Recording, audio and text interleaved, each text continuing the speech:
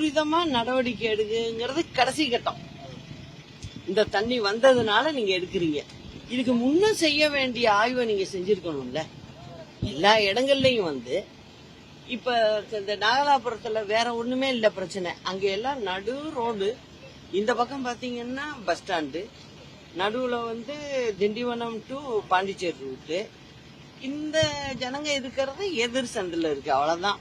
இப்படி 10 அடி வந்தீங்கன்னாக்கா road, main road. அங்க உள்ள ஜனங்களே இவ்வளவு கஷ்டத்துல இருக்கு.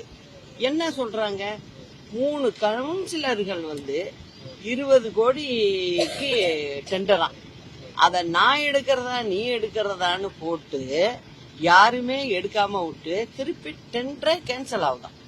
அப்படி இருக்கிறப்ப நீங்க எப்படிப்பா இந்த தண்ணியெல்லாம் நீங்க நிறுத்த முடியும்?